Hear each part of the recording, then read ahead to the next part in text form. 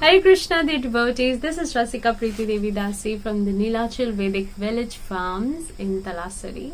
So in today's session, in today's video, we are going to talk about languages of forgiveness. Okay, now why this is important and what are the different ways people really feel that you're sorry. Okay, for some people, it is just saying, I'm sorry. Okay, you say I'm sorry and you're done. For some people, it's about taking responsibility of the action. Okay, so I did this, I know how it is wrong, and I'm taking responsibility for this. For some people, it's about not just taking responsibility, you go a step further and do a corrective thing. Okay, like you correct yourself. What can you do to correct it, the mistake that has happened? For some people, it is about not just correcting, but never repeating it again. Okay. And then the fifth kind is when they'll really feel that you're sorry. The apology will be accepted only when you have made some, atonement for it. Okay, some sort of an atonement.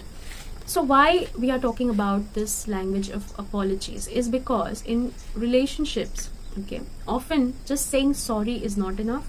And sometimes all you have to do is say sorry. No matter what you do, everything else. Now it may seem funny to some, but it is actually a real thing. Sometimes some people find it very difficult to apologize verbally. They will do everything. They will be responsible. They'll take all the corrective measures. They'll try not to repeat that.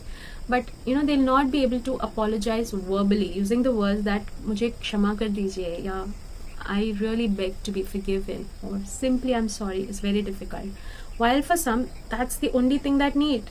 All you had to do was say that you're sorry. All you had to do is ask forgiveness and I would have forgiven you. For some people, it's just that simple. But for some, it is like, no, saying sorry is not enough. It's just a word. You can just, kill somebody. You can't just kill somebody and say sorry. They really want you to take responsibility of your action. Oh, this is my mistake.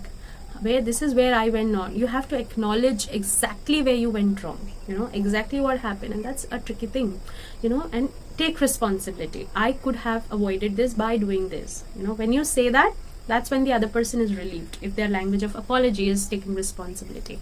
And it is also like, never repeating it again. So एक बार गलती हो गई, ठीक है. दोबारा गलती करी, मतलब you were never sorry the first time, and then that's it. Your forgiveness is on probation. Okay, so if you repeat the mistake again, finished. You've lost it. You've lost your chance to be forgiven.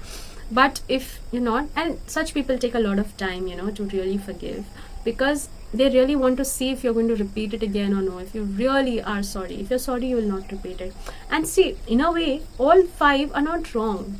If you're really repenting something, and if you really have importance for that relationship where your mistake has hurt the other person so much that you're really willing to take actions to rectify it, only that shows your involvement. It is also, I'm not saying that people who don't do it, sometimes there are kind of people who just take things lightly and they want to move on with their life. They forget what happened yesterday and they keep going on. But it may not go well with a partner who is really particular about all these things. So when we are in a relationship, we really want to, and why this is important as adults, we have good relationship is because the kind of relationship we have is going to affect your child as well. It is going to have impressions on your child. Your child will learn from you. And your interpersonal relationship is going to really, really create a lot of impact on the child. Before we move ahead, I'll just take a pause for a minute, and I would like to request you to like this video if you really like this content, to share it with everyone if you think this is important. It will just take 1 minute, not even a minute, few seconds of your time. But when you share it, it will really encourage me to do it more, and I would be really happy to know that I'm able to contribute to the lives of so many children. Thank you so much. Let's move on. I will link down the online test that you can take for this knowing your language of apology. Okay, yes, it is a real thing, and it is important that we understand it, because unless we don't apologize our partner in that language, they will not be really ready to forgive you. They may forgive you out of a duty, or out of the feeling that it's the right thing to do in a relationship, to forgive and forget and move on. But if you really want the relationship to fructify nicely, to be beautiful, this is something that you must do. Know each other's language of forgiveness and be willing to ask for forgiveness in that language, in what appeals to your partner rather than what's suiting to you. Okay, so if your partner's language of apology is simply saying sorry, then before doing anything else to rectify the mistake, say that you're sorry, and you can finish it that easily.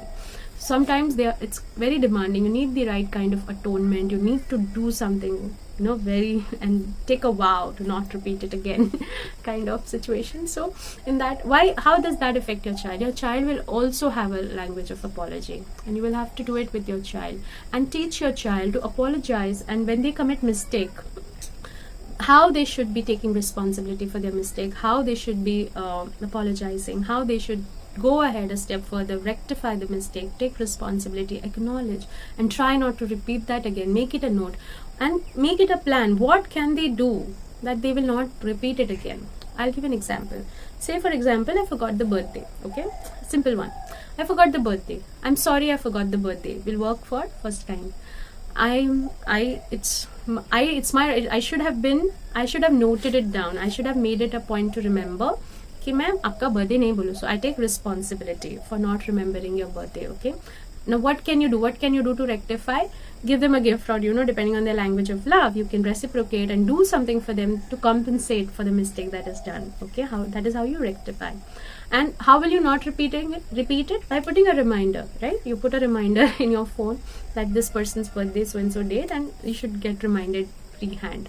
Okay, and to really atone for this mistake that you have committed, you can really ask that person, how would you want me to correct it? What can I do? It's always better to ask rather than using your own mind and doing something more wrong. It's always better to wrong. I deeply regret that I forgot your birthday, because you are very important to me, and this is something I shouldn't have done. And maybe next. So that's how you let them know that, okay, this is how it works. This is how sorry you are for not hurting them. For some people it may really not be important. I'm just giving an example of birthday, but for some people, it may really not be important. Okay, theek hai, bhul gaya birthday. But for some it may be, because that's one way you tell them that you are important in that person's life, that you remember everything about them. Okay, so the closer your relationship, the more this forgetting birthday is going to affect, and these tips are going to be useful for you.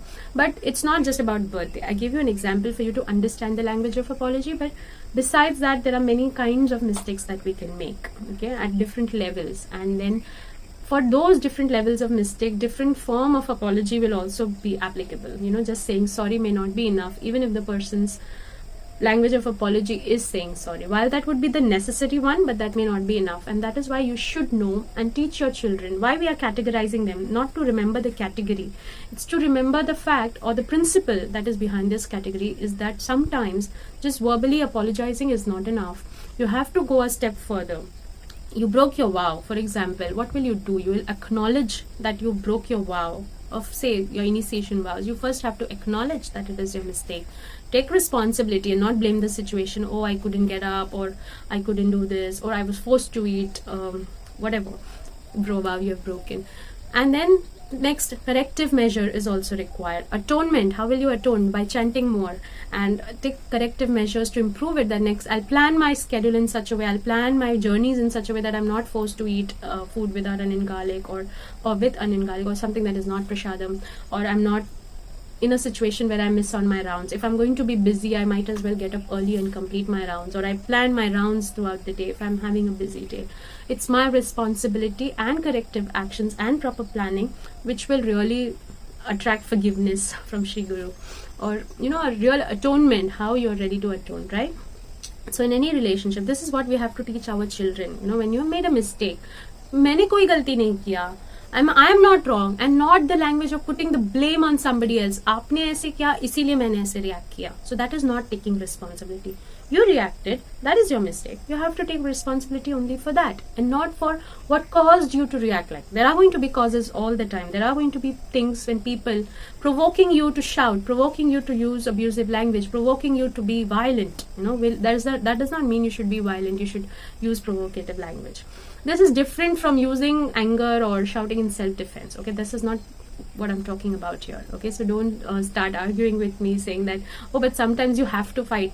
Yeah, that is a different situation. But this is simple familial relationship, how your relationship is with your family, how you have interpersonal relationship. So when the husband and wife is fighting, the child is observing you, how you fight, how you push the blame on others, how you are not taking responsibility for your mistakes. So that is why we understand languages of apology, because this is how you should take responsibility It was my mistake that I shouted. No matter what your partner has done, you acknowledge your own mistake, you accept it, take a corrective measure, and both should do that, both the partners. Okay, that's what the child will then learn when they commit mistake. Instead of pushing the blame on somebody else, often you see children do that. They do something and then they'll put the blame on something else, or they'll start blaming the situation around.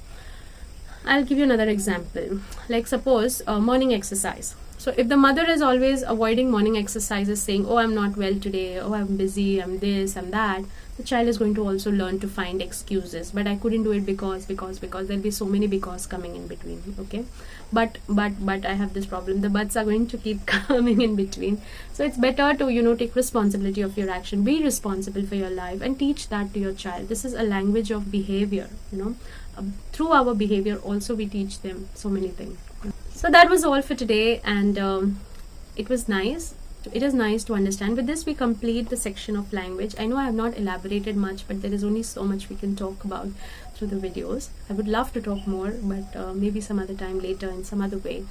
And we'll meet again in the next session, where we'll talk about more such topics which will be helpful for you to raise a child. Till then, thank you so much for being with us. Hare Krishna.